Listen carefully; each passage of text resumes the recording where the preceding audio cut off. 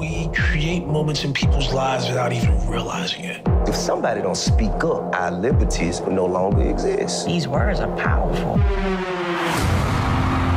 Definition of power is freedom. You got power, you're free. Ah, that looks awesome! Let's do the show!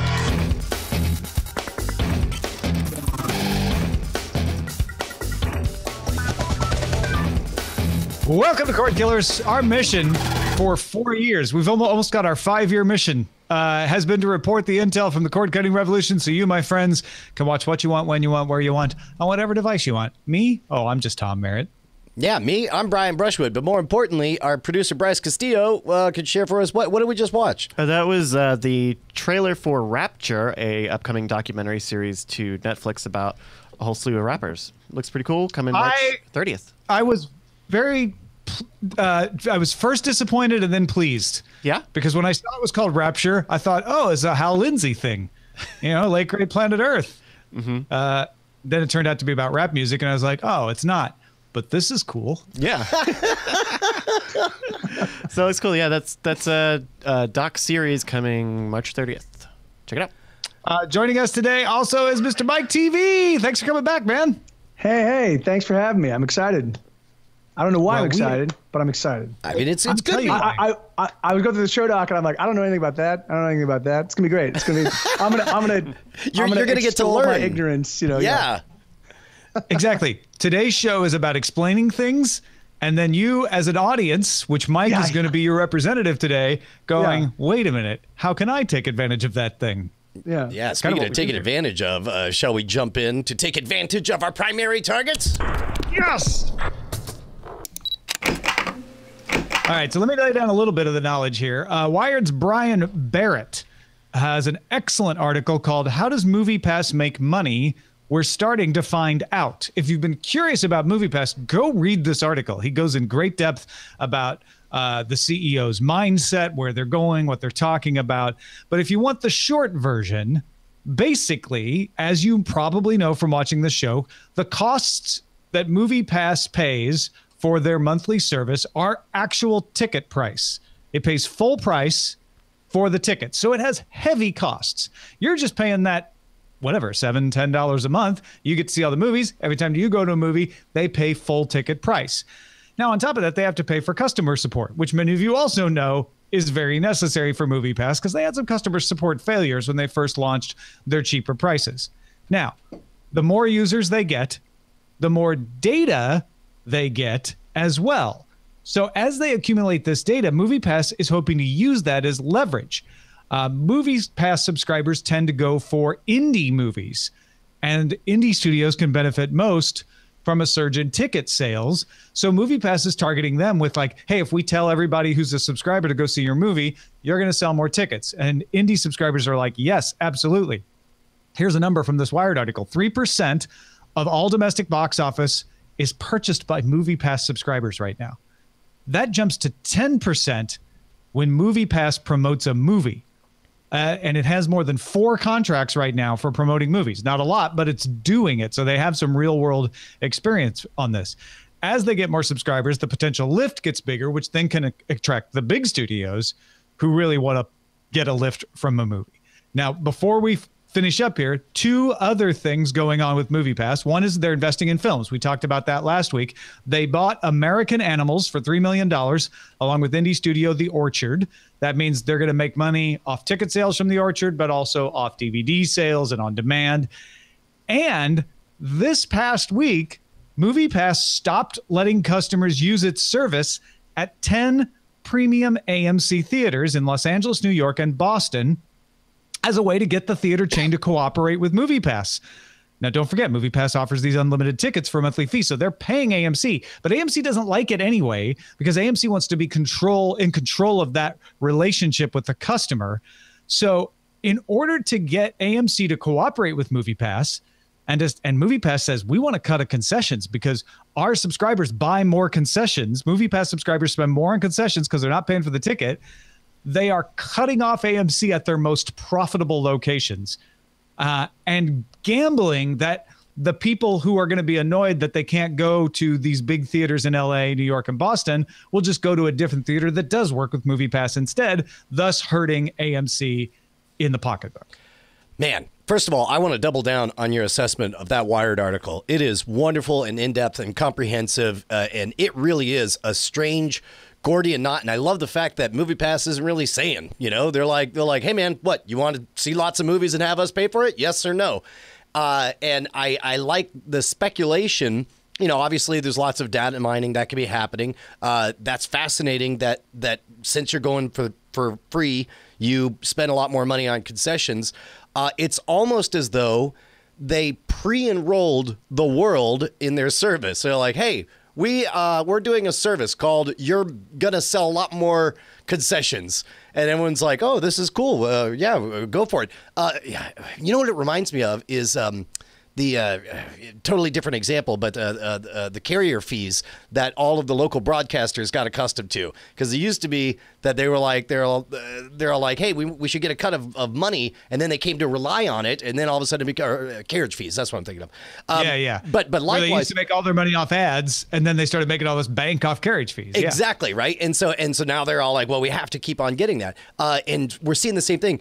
Though the biggest number to me, though, that is most astonishing, 3% of all movie tickets, just as a baseline, and that it surges to 10% if they promote it. That is astonishing power. And in the article, he mentions that they have about 7 months of capital to survive on. And it is the strangest thing, because the more people who sign up, the more financially insolvent they theoretically become. But it's like they're driving faster and faster towards a cliff, but if they go fast enough, they'll be airborne and it won't matter.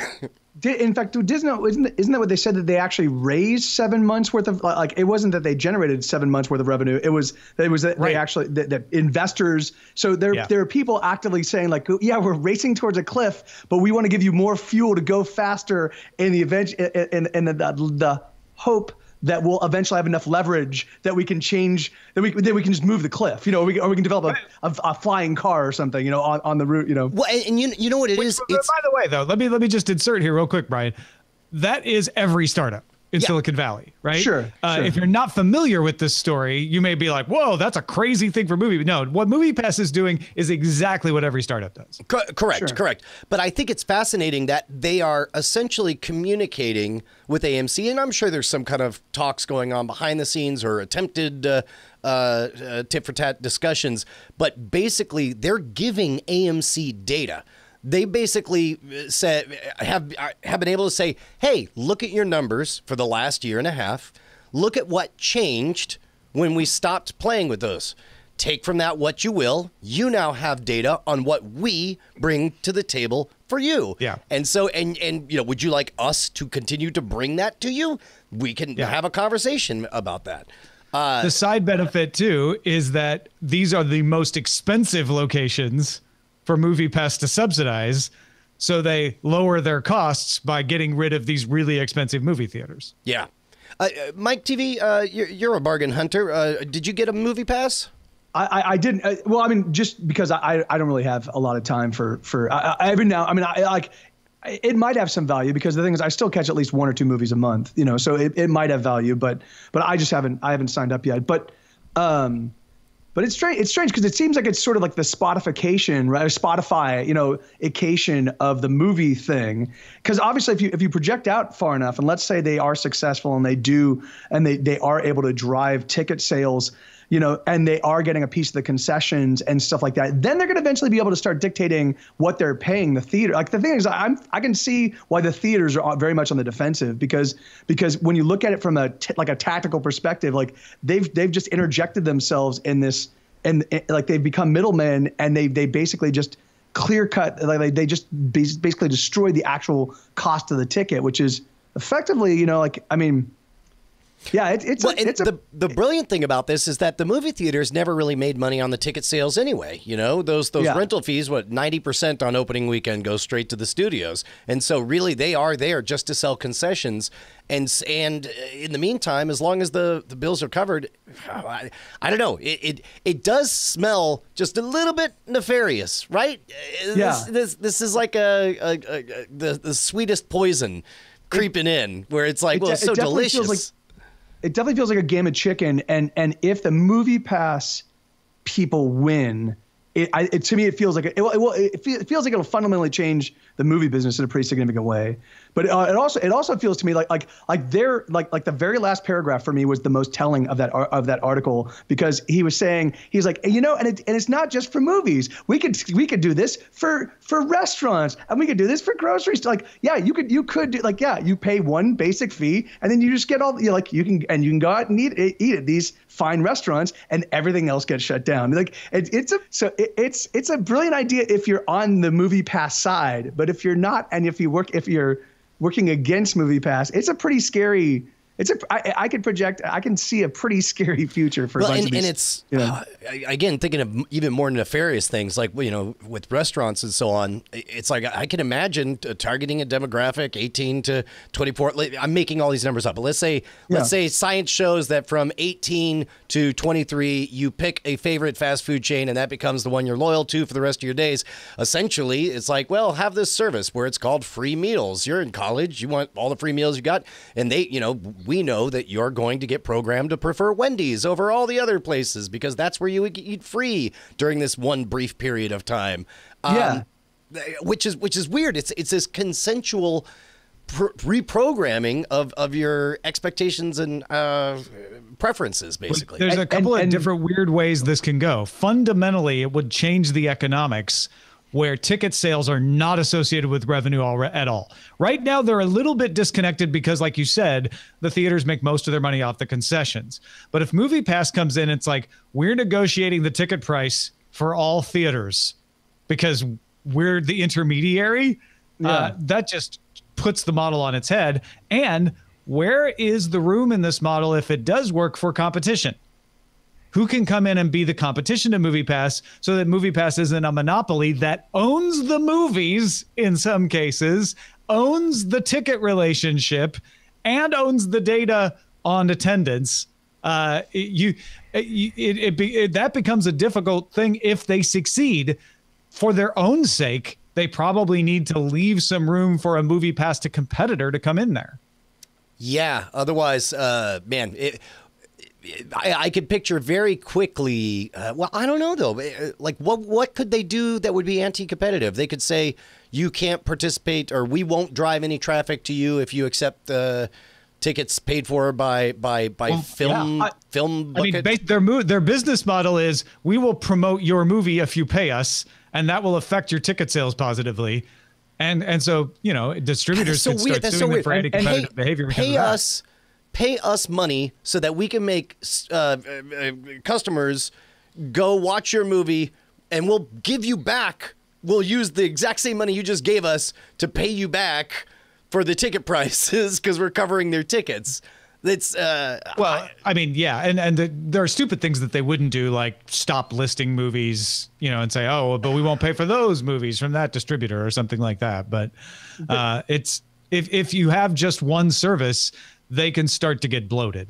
It can be anti-consumer, not just anti-competitive. So it can be like, you know, we're going to raise our prices every year, and suddenly you've got a cable company situation.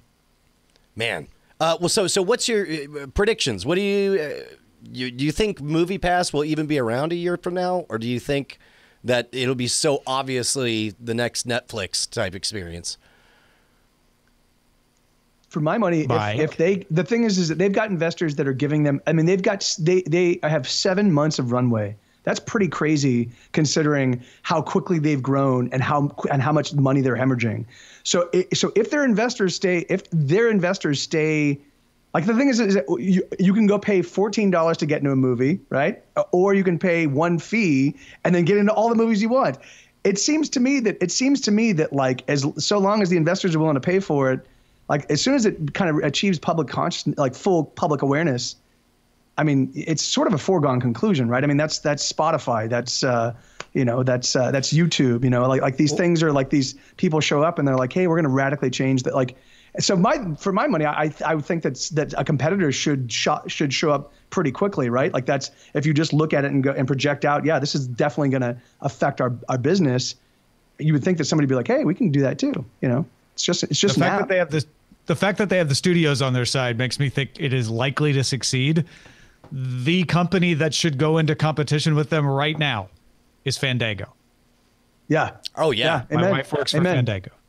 Amen. Oh, good point. No, I'm just disclosing that. It doesn't have anything to do with my opinion. But well, there was a competitor service that popped up, I want to say a month or so ago, and I don't know if I got this on email or if we reported on this on Cordkillers, and I don't remember the name anymore, but it was more expensive than MoviePass by a few dollars a month. But their whole thing was, but we have cards. We can get you a card real quick because there's not a million people waiting in line for MoviePass. Oh, interesting. Yeah, and that's if you can't clever. That's compete clever. on, if you can only compete on convenience, which is time, not service, at some point you won't be able to compete long term because eventually MoviePass will print enough cards for everybody, and if there are, I don't know, I wonder if the pie is big enough for more than one of these companies. I mean, if MoviePass only has this many months left on its own, and it starts splitting that up between competitors, at least this early. There's a question if one could make it at this point. The problem Fandango has is it has great relationships with AMC. It doesn't want to risk those, so it has to wait until AMC gets to the point of desperation where they turn to Fandango for help and do a more friendly version of that. Is there you brought up the example of Spotify, Mike. Is there a decent competitor to Spotify? Because Pandora's not really a competitor, right? They're not. Yeah, and their models are very different. Even the way that they get their music is different. But there is. I mean, the thing is, obviously Apple Music is a nominal competitor. Tidal is a competitor. There, Rhapsody. I mean, there's maybe Google, three. Amazon. Yeah, all right. Yeah, but Spotify is basically the big the big kid on the block right now. I mean, with Apple Music running a pretty distant second, but but the thing is that it's a crazy world. It's a very, very different. It's crazy how much things have changed in 3 years. In just 3 years. Like for me, when I get an album sale now, I'm like, oh, look at that. That's like how quaint, so like that, and that's, but at the same time, the revenue coming to me has been slashed.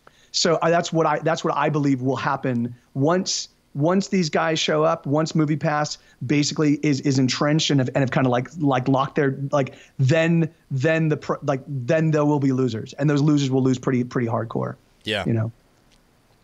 Well, we don't want you to be a loser. We want you to be a winner. And the way to be a winner is to back us at patreon.com/Cordkillers. Become one of the 1850, Brian. Yeah, dude. We have open slots. Unlike MoviePass, we have room for you. We have room for 344 left, so that you become one of our magic number. 1850 is the number we're trying to get to, so that we can begin the Spoiler in Time project, in which we break out and catalog all of the different times Tom and I have watched anything over the 8 years that we've been talking about stuff we watch, so that you guys can experience it. You can time travel with us as you experience the same stuff that we watch, and you can find out. You could argue with us from something that we said 7 years ago, and we'll reply to you on Twitter with the words, "What?" Yeah. Just continental U.S. alone. Well, okay, we'll throw in Hawaii and Alaska. That's just 7 slots per state. That's less than 1 slot per county. So be the person from your county to join the 1850 today at patreon.com/Cordkillers. Hey, man, if you dig the show, you think it's worth $1, we'd love to have it. Let's talk about how to watch. Can you then claim that county as the county that belongs to you as a Cordkiller fan? You legally become the Duke of that county. Yeah. Okay. Yes. Oh, good. Yeah. So Travis, I like that. The Duke of Travis County. Not a count. I like it. Duke. Mike TV. Duke of Travis County. So I meant to talk about how we're going to go through this before the show, but we are having some technical issues. Today on How to Watch, we're going to talk about which streaming service is best of the big ones in the U.S.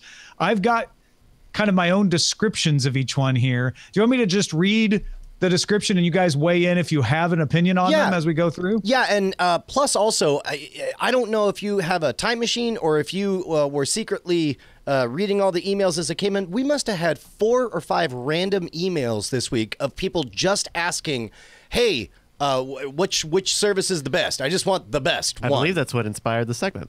Yes. Okay. It was not the emails though. That's what's interesting. It was Twitter. I was getting questions on Twitter all this week, like, hey, I'm finally cutting the cord. Which of these services should I get? And I'd be like, well, it's different from everybody. And 100, even 280 characters, it's hard to really answer the question. I didn't realize we were also getting the emails. Like, there's a sea change happening right now. Yeah, I mean, there's so many of them. I was like, well, it was the easiest emails to do yet. I'm like, we're going to talk about that. We're going to talk about that. All right, so let's start with the one that I think Brian and I both use the most and agree is generally the best overall at the moment, and that's PlayStation Vue.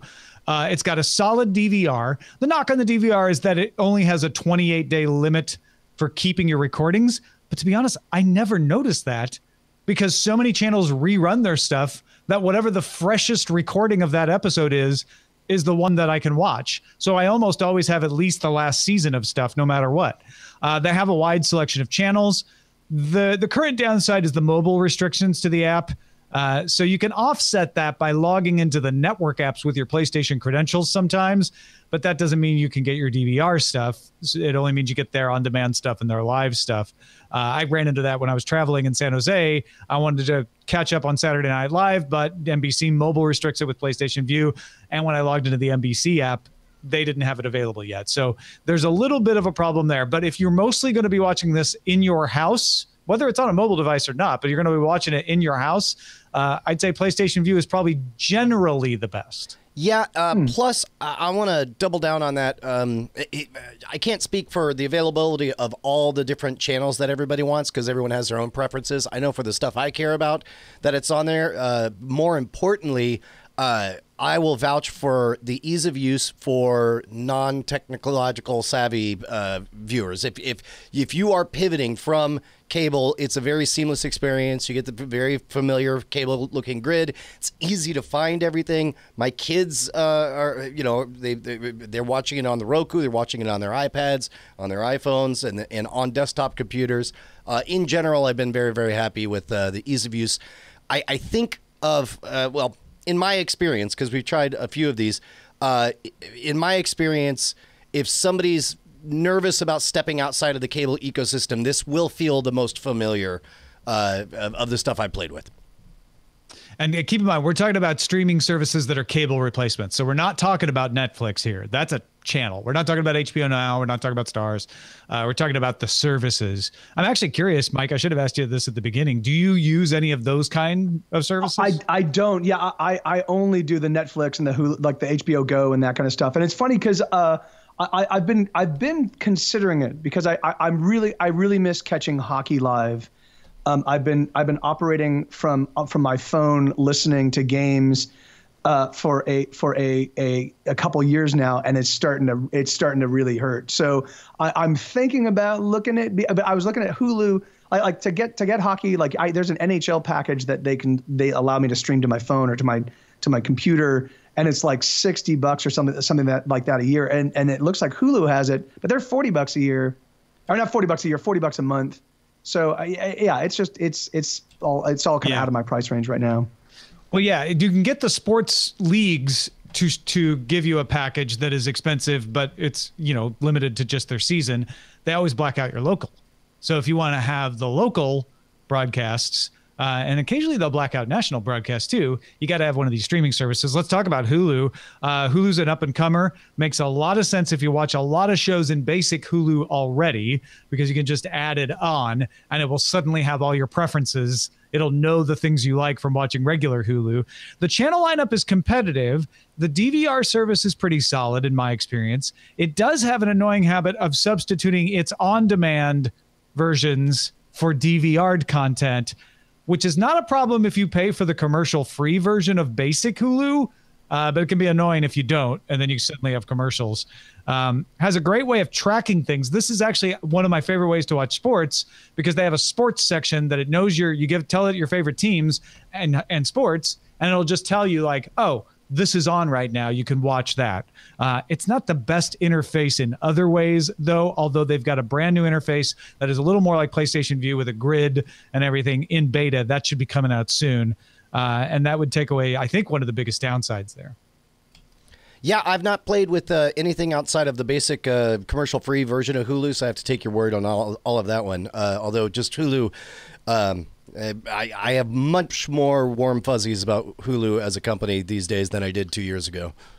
I'll be honest, if the channel selection changed to my taste and this beta fixes all of my interface complaints, Hulu might sneak up to the top.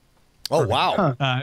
Because I do like a lot of the ways it breaks things down better than the way PlayStation View does it, especially things like sports. Interesting. Sling TV is the oldie but the goodie. It's a weird package setup. So you have the orange side and the blue side, and one only has one user at a time and one has three, and it's a little hard to figure out sometimes. But it does have Viacom's channels, which not all of these do. Viacom pulled their stuff off of PlayStation View. They're not on Hulu either. They also don't restrict mobile. It seems best for people who want to watch both in-home and on the go. You generally, as long as you're in the United States, you get access to all your channel lineup wherever you are. It's just that weird package construction. And even with Viacom, they don't have all the channels I would necessarily want. Their DVR service is there and it's getting better, but it's still not as seamless as either Hulu or PlayStation Views. Yep. The time, you know that I've been on again, off again with Sling. Early days there were technical issues, and then I left, and then I came back because it was just so easy. I will say that they've made it very easy to sign up and then sign out of any of that stuff. And I think we were recommending few weeks ago that, if you're not sure, sign up for all of them. And nowadays it's so easy to cancel on these services, unlike the days of cable. You're not signing any kind of big contract. So I would say get hands-on yourself. And then finally, YouTube TV is great if you want broadcast nets and big cable channels at a really low monthly price. It's $35 a month. They only have the one package. You don't have to decide between packages. It's cheap. Has an unlimited DVR, although they definitely substitute on demand sometimes. No mobile restrictions in the US, but the one big disadvantage used to be you could only use a mobile device. That meant you had to Chromecast or AirPlay it to get it on your TV. But apps are out now for Xbox and some smart TVs, and they're coming for Apple TV. So really the main downside is the smaller channel lineup. All of these, as Brian said earlier, rely on your channel lineup. That's the first thing I would look at, is what are the channels you absolutely want to have in these? Look at the services that offer those. PlayStation View is kind of generally the best for in-home. Hulu is an up-and-comer that might work for you if you're already in the Hulu universe and you like that integration. Sling TV is great if you want to watch a lot out of home. And YouTube TV is the bargain option. If you're like, I don't want to spend a lot of money and I just need the biggest channels. I will mention DirecTV Now. It has a lot of subscribers. It may be the most successful in subscribers, but it doesn't have its DVR yet. They promised it last year. It didn't come out last year. So until it gets the DVR, I don't class it in with the rest of these. Yeah, it's not a top tier choice in your book.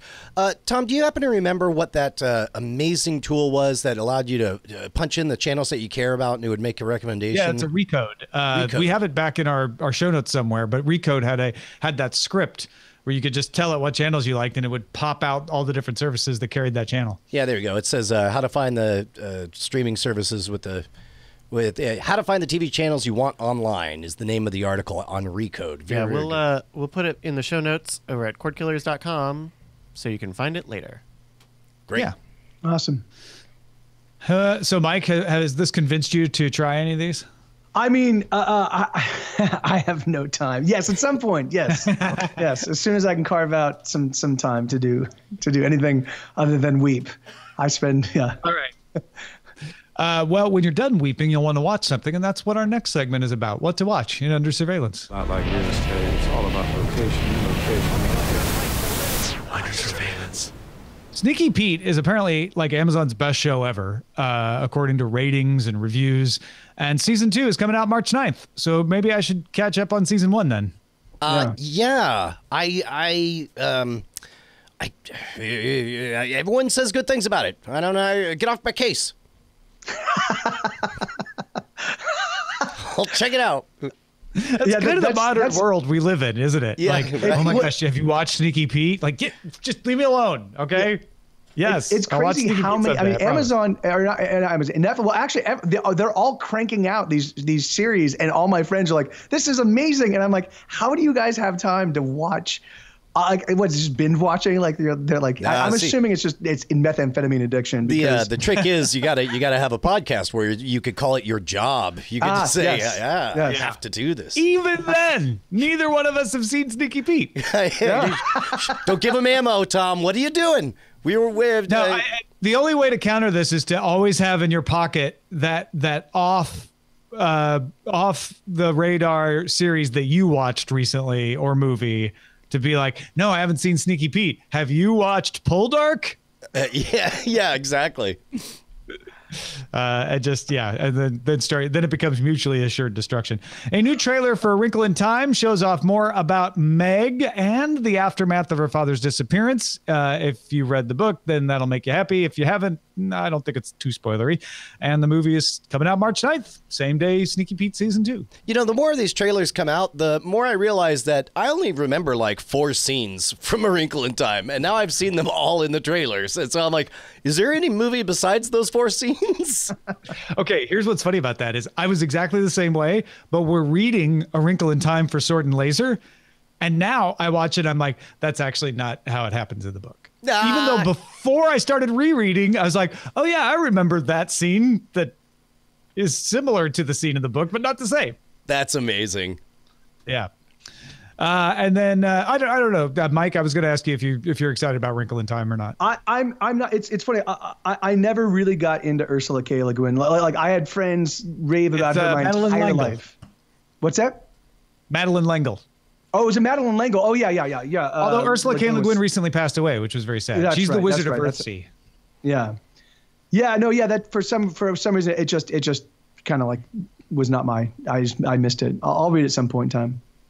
I was lucky enough that Madeleine L'Engle ate dinner at my high school girlfriend's house. What? I didn't get to meet her. I wasn't allowed in the house when that happened. But because of that, I read the book. I was like, oh. That is amazing. And so you're rereading it now. Is it? So the thing is, so I mean, I've heard from lots of my friends that it's a great book. Yeah, it is. Good. Is it? Yeah. Okay. Yeah. That's. I'll have to put that on my list. And then finally, I got an email from someone who said, hey guys, if you need to catch up on The Expanse season 2, it's available on Amazon February 7th. Yeah. Yeah. Do we know when this The Expanse is coming back? We do. When is The Expanse coming back? I should have this memorized because I would imagine you're just that excited about it. I am very excited about it. In fact, I just finished reading the latest book in the series, which was incredible. Let's talk about what we have been watching. Now, Mike, you said you spend most of your time weeping, but I bet you do watch some shows sometimes, right? Yeah. No, I actually, so this was a couple weeks ago. This is how much viewing I get to do.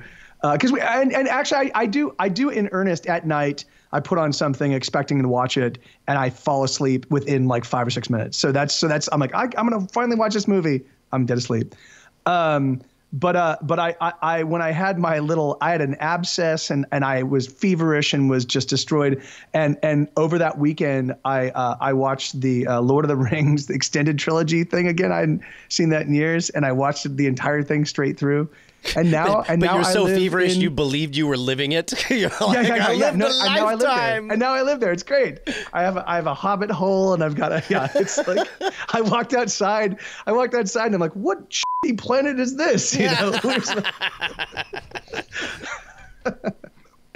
That's amazing. You know, I do the same thing with books. I read them at night and then I fall asleep. So I'll get like 2 pages and then it's just like, Yeah. So jealous. This insomniac. Like I sit down and I'm like last night I started the Arnold Schwarzenegger autobiography, and I'll just set it for 15 minutes, and then it ends. I'm like, well, I'm still awake. Let me listen to the next 15 minutes. Flash forward to his 3 a.m, and I've now heard all of his childhood. that's how you're able to watch all these things that I never get a chance to watch. Yeah.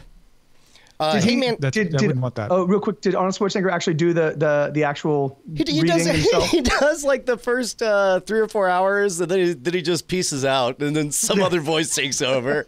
Okay, but the rest of this is too painful for me to recount. See you. He's like, all right, you heard my voice. You know it's me. Bye. So as far as stuff I've been watching, watched the latest Counterpart last night. Took the kids to go see Paddington 2 at a brand new movie theater, Sky Cinema, which I kind of want to give a spoilery review of a cinema. Maybe during spoiler in time we could talk about. Wait. I mean, if it's just about the cinema, you can give that review here. There's Well, nothing to I just spoil. don't know if we're starting to run long or not. But if we got time, yeah. We have time. It's really interesting because there's the Alamo Drafthouse setup where you go in, and every other there are seats, and every other row is a long table, and you have people who come and serve you, and you just write down stuff, you put a card, and so on. And then you have traditional movie theaters where you walk in, you get hit by the smell of popcorn, it's noise and chaos, and you grab your jujubes, then you have to walk through security, basically show your credentials to before they let you into the theater, and then you go in your seat. This one was like somewhere in between. They did have they're in soft opening, but they did have beers and but also traditional snacks. But they also had self-serve things. Like if you bought a soda, they just handed you a cup, and then all around were soda things. So if you're out of soda in the middle of the movie, just run out and fill it in and come back in. I wasn't a fan of the whole carrying my own stuff. An interesting side effect of I had one beer for Paddington, and it occurred to me I was enjoying the movie so much that the beer started to go down, I was like, oh wait, nobody's gonna come refill this for me, and so I was like, well, I'll have to leave. I'm like, but I'm really enjoying the movie, so I guess I'll just nurse it. And so I ended up spending less money as a result of this setup, which I wonder if that'll be problematic. They also, traditional movie theaters, in my experience, it's you walk in and the pre-show is all, advertisements for Coke or whatever. Whereas the Alamo Drafthouse now does the birth movie's death, curated stuff. Lately, it's been a lot of like YouTube content, basically. I kind of love what they're doing at this Sky Cinema. I walked in, and it's more like the punk rock days of the pre-shows at the Alamo, because before Paddington, I walked in, and they're showing the entire iocane powder scene from the Princess Bride. It just all 5 minutes in its entirety Awesome. as the little vignette. And then after that, they did. Did you ever see the stop motion animation short More? Where it's like it's all black and white, and they're building a product called Happy, and one guy has a vision for something, and if you've not seen it, it's poignant. It's really great art, and I was really impressed and surprised that they showed that in its entirety leading up to Paddington. There was a couple of the movie theater was so new that the wrinkles have not come out of the screens yet. So the screens are there, but you can see the creases from, I guess it takes a while to get all that out. And there was like a shadow, some presentational stuff, but I'm sure they'll fix all that. Jury's out on long term, whether I think it's better or not better, but I'll tell you what, there are aspects I can already see I might like better than the Alamo Drafthouse, which is high praise coming from me. Yeah, especially when they don't deliver to your seat, because that's the big thing for Alamo for me, is bringing stuff to your seat. Yeah. ArcLight theaters serve you drinks here that you could take into the theater in most places. But again, if you want to get another one, you have to leave the theater, which is never something that I want to do. Although they don't do anything in ArcLight prior to the movie. It's just the movie. Oh, wow. A person comes out and says, "Hi, welcome to the ArcLight. Tonight we're seeing, the Paddington 2. Enjoy." And then there you go. Having said that, have you didn't see Paddington 2, did you? Tom? No, I haven't seen it yet. Okay, well, spoiler-free report. It was just a blast. Hugh Grant is phenomenal in it, and in the whole thing, the pacing. They have weaponized childlike joy, and Wow. be afraid. Did watch the rest of Black Mirror. We'll talk about those. And did watch the first episode of Electric Dreams. We'll talk about that. And most importantly, I watched The King of Polka, which everyone should watch not knowing anything about it. I believe it's the Polka King. Oh. Just if Is people it? are looking for it, because I looked it up. I watched Polka Man 5000, The Polkaning. Look for something that has polka in the title with Jack Black Yeah. and Jason Schwartzman. You're in the right place. Yes, I loved it so much that I immediately the next day made Bonnie watch the first 15 minutes and then sat and watched the whole thing with her again. It was great. I loved it. Awesome. Yeah, I actually watched the first 10 minutes or so, enough to get to an important point, and I liked it. If I had to go in the other room and start watching something else with my wife, I probably would have kept watching it. There was no reason not to. It's very enjoyable. The thing I went into the other room to watch, though, is Star Trek Discovery, which I also, in opposition to some people who are like, I don't like where they're going with it. IO9 particularly hasn't really loved it. I love it. I think it's way more interesting than the first half of the season. And people who are jumping in, CBS is even promoting, like, binge it now. This is the time to get in and pay your CBS All Access fee and just binge it all the way up till now, because you'll skip through some of those more difficult early points in the early episodes. And you'll get to, as a Star Trek lore fan, the parts that I think are much more exciting and fun. Yeah, maybe I will do that. I'll sign up for a month. I don't know, though. I asked you this last week between the Orville and Discovery, which I should watch first. See, yes. If you leave it as, should I sign up for CBS and Access and binge, I will say yes. If you say which is more enjoyable, Orville or Star Trek Discovery, I will still probably say Orville, although the gap is narrowing for me. Oh, right on. Yeah. Bryce, what should we be on the lookout for? Hey, we got an email from Frank with an international recommendation. He writes, "Hi, Bryce. Listening to Brian wax optimistic about international offerings on Netflix, bringing the world closer together. I thought y'all might be interested in HBO's The Teenage Psychic. It is a co-production of HBO Asia and Taiwan's public television service. The story is about a kind of nerdy drama club teenage girl who also happens to be a medium who can see and speak to spirits and spends her nights and weekends working at a beleaguered local temple. The story weaves together coming-of-age dramedy, spirit of the week dramedy, and organized crime dramedy with a light and mostly charming touch. Quality-wise, I'd put it at pretty good or worth a look. What's really interesting about it is how very Taiwanese it is. It doesn't at all feel like Western interlopers trying to make an international hit. It doesn't go out of its way to explain culturally specific elements. And because it was a sleeper hit all around Asia, HBO released it to its U.S. streaming services. The recovering academic in me wants to write a paper about globalism and glocalism in streaming media, but I'll forego the buzzwords for now and just say check it out if it sounds interesting. Thank you, as always, for your time. Sorry if this is too long. Frank in Brooklyn. Thank you for sending that. That's very cool. I had no idea it was out, but 6-hour-long episodes of The Teenage Psychic are now on HBO Now and HBO Go. I thought that. Go ahead and check that out. I thought that was an adaptation of the Psychic Girl, the comic, which I was a big fan of 20 years ago, and I'm like, oh, this is great, and it turns out no, it's not. Damn it. Apparently they didn't lock up the rights to psychic teenage girls. Damn it. No, this is something totally different, but really cool in a different way, I think. If you got something we should be on the lookout for, email us, cordkillers@gmail.com.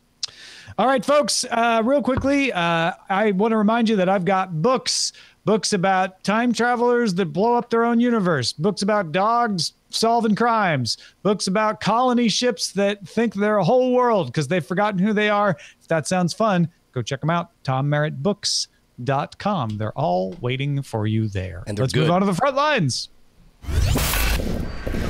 Front lines!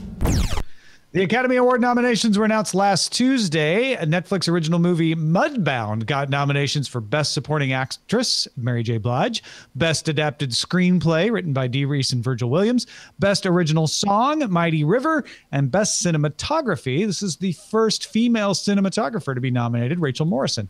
Mudbound, if you don't know, is the story of two families farming in the Mississippi Delta. A Netflix documentary features Icarus and Strong Island. So those two documentaries got nominated, and Amazon's The Big Sick got nominated for Best Screenplay, as written by star Kumail Nanjiani and Emily V. Gordon. Meanwhile, a bug in Movies Anywhere let people who pre-ordered Thor Ragnarok from Vudu download it from iTunes on Apple TV. Thor Ragnarok is scheduled to become available on February 20th. Do you think once it's downloaded, they were able to delete it off of those devices? If you just went to Apple TV and it showed up and like, hey, this movie's available, they can pull that out. They can take it out of your account. But if you downloaded it, it's on your hard drive, right? And especially if you rip the DRM off, there's nothing they can do about that. Yeah. But it is an interesting mistake.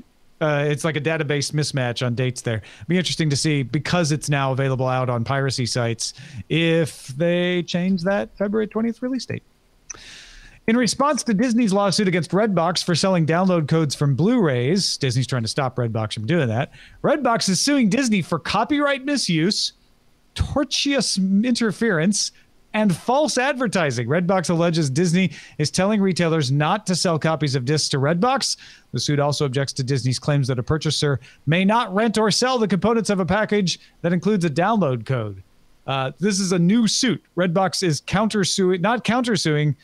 Well, I don't know if this is a countersuit, but instead of adding to the existing suit, Redbox is going off and starting a second suit against Disney. They're bold, if nothing else. Yeah, but then again, Redbox is in that position where they kind of have nothing to lose, right? They're looking to be pushed off into the margins. Yeah, I mean, they're going to lose all their money anyway, possibly, so why not spend it in a blaze of glory, I guess. Exactly. Apple has ordered a series from La La Land's Damien Chazelle. No word on what the series will be, but Chazelle will write and direct every episode of the series, as well as serve as the executive producer. Chazelle is also executive producer on a Netflix musical drama called The Eddy, being shot in France. Again, Apple just keeps racking up the names. We'll see. We'll see. Robert Zemeckis is producing a pilot for NBC called Manifest, about a plane that disappears mid-flight, then reappears years later, but no time has passed for the passengers on board. So it's one of those like, I thought you were dead. And the other person's like, what? I was on a plane. I never noticed anything weird happen. Also, why are you old now? What's going on? Yeah. Well, I am dead to you because you're so old. We'll be aligned. Hewlett-Packard Enterprise co-CEO Meg Whitman will become chief executive of DreamWorks. Co-founder Jeffrey Katzenberg's movie media firm New TV. The company plans to make Hollywood-level short-form videos for mobile. Oh, remember when we first reported on this several years back, Brian? And short-form videos for mobile had not been tried by a half dozen outlets already? Yeah. It's like, that's the thing is, that's the silly thing. Like, what? Like, aren't they like 10 years behind the times? Like, they're either 10 years behind the time, Mike, or they're geniuses who are like, no, we've cracked the code on how to beat YouTube at this. Yeah. All right, let's get to some dispatches from the front.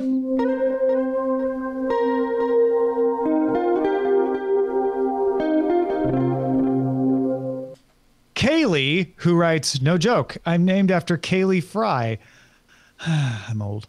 Wrote, on the topic of international shows on Netflix, one potential use is for language learning. It used to take months or years for translated shows to come out on rental DVDs or cable TV here in Japan.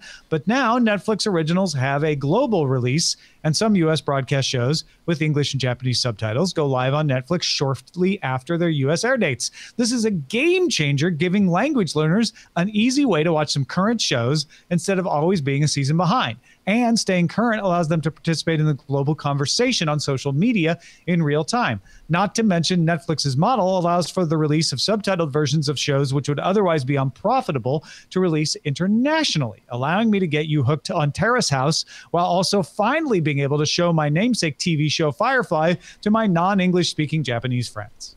That is awesome. Thank you very much, Kaylee. And Jim writes in. He says he lives in northwestern Wisconsin. He's 5 miles from either of 2 small towns. I'm getting verklempt. Oh, those small towns always get Brian going. He does get 65 megabit per second internet from Charter, though, Brian. Yeah, so the lady shows up from Charter and says that they're going to bring gigabit right up to his house for free. And so they talked about what kind of service package to get. And he suggested, oh, I bet the best value will be if I get into TV along with the internet. She looked at me like I was an idiot, he writes, and said, quote, "You don't want that. It's too expensive, and we just raised our rates." I don't know if this means the chicken challenge is over, but it certainly seems to be on the wane, right? Yeah, dude, they're not even really trying, question mark. Yeah. Bill Taylor says, I believe you guys touched on VPNs maybe 6 months or so ago, but as I remember it, a good chunk of the conversation was being able to make it look like you're in a different area than you actually are to watch some sports or other things. Sure. I've heard that now that net neutrality is no more, by the way, the rules have not been published in the Federal Register, so net neutrality is still in place for the moment. Anyway, yes, the FCC is removing those open internet guidelines. He said if an ISP were to slow down certain services like Netflix, going through a VPN might prevent them from doing so. Sort of. What happened between Comcast and Netflix was an interconnect agreement, not a net neutrality thing. Comcast just didn't want to pay for more interconnects. And so if you went through a VPN, it wouldn't go through the Comcast Netflix interconnect, it'd go through a different one, and that would relieve the slowing. Wasn't a net neutrality thing, but it's kind of too obtuse for most people to tell the difference. And there were some rules put in place that are being repealed that sort of discourage those kind of disputes. So maybe they'll come back. Anyway, that leads Bill to say, I was curious what your thoughts were, what VPN companies you like, and what's the best way to set it up. For example, can you get a router set up so that all the devices connected to it are always going through the VPN? With several Rokus around the house, I don't have to log into something every time I use it. Yes, you can absolutely do that. Last April, Daily Tech News Show did an article on how to pick a VPN, which is still relevant. And for you, Bill, I just made the post public for anybody to view. So go to patreon.com/DTNS, look for the VPN tag, or search how to pick a VPN. Right on. And to be honest, I don't think I can make it through this entire next letter without falling into another coughing fit. You want to hit that one, Tom? Sure. I just got my coughing fit out of the way. I think I caught it from you over the internet. Tim wrote in and said, hey, I want to give you some feedback from the last 2 shows. John wrote in asking about Hallmark. I guess you guys aren't aware of Hallmark Movies' new Netflix-like offering, Hallmark Movies Now, for $5.99 a month at hmnow.com. Well, actually, Tim, we covered it when it was called Feelin' before it became the Hallmark Movies channel. Yeah, this is a good recommendation for anybody who loves those Hallmark movies. Hallmark Movies Now is $5.99 a month. It does not have anything that's on the Hallmark channel or the Hallmark Movies and Mysteries channel. In fact, we've got a Deadline article said the platform is described as wholly separate from those. That's the same type of stuff. So if they want more of that type of stuff, you can get a lot of those older Hallmark Christmas movies and stuff like that. Second, Tim says, I am one of those who like the theater-like environment to watch my movies at home with surround sound and floor-shaking bass. My kids love when I turn up the bass for the opening train scene in Polar Express so they can feel the rumble of the train pulling up next to the kid's house. Also, I guess I'm one of the few that cut the cord in order to save money and have actually done so.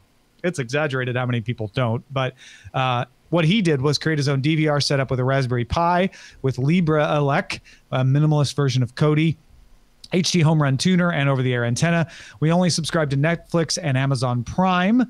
The hardware setup costs about as much as 3 months of cable bills, but we haven't paid for TV for the last 5 years. I'm just waiting for ESPN and Fox News to start their own streaming options apart from cable verification, and they'll get my money each month. I mean, Tim, that ESPN standalone service might be $20, and for $20 on Sling TV, you get ESPN and then can use that to log into the Watch ESPN app. So you might want to look at that. might still be too expensive for you. But yeah, if you only need Netflix and Amazon Prime and what you can get over the air, this is a great setup. Thanks for writing in, Tim. And thank you, Mike TV, for joining us. Yeah, my pleasure. Thanks for having me, guys. Sorry I didn't know more about, but I will at some point in the near Do future. not be sorry. Tell people where they can find you, though. Oh yeah. So you can find me live 5 days a week, multiple times, sometimes multiple times a day on twitch.tv/Mike TV Live.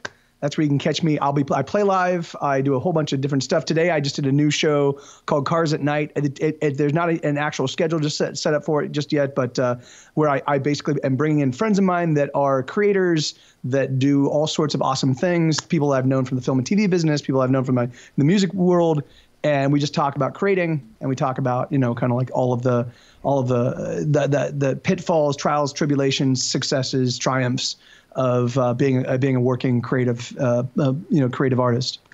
Oh my God, that's so good. And that is one of the reasons we love having you on, is because you're a person out there making the content that people want to watch. That's really cool. That's understating it too. I mean, I'm sure he's written 3 albums just while he was patiently waiting for us to finish talking. 2.5. That's amazing. That's amazing. Go check it out. Where should they go again? Mike TV or twitch.tv/Mike TV Live. That's my name. /Mike TV Live. Our website is cordkillers.com. Our email address is cordkillers@gmail.com. And we're live on diamondclub.tv and at twitch.tv/Night Attack. Mondays at 7 p.m. Eastern, 4 p.m. Pacific. Talk to you next time. Hey guys, Tom and Brian here. We just wanted to say thank you to all of our $5 patrons who keep us loud, live, and independent. You guys make Cordkillers the production that it is.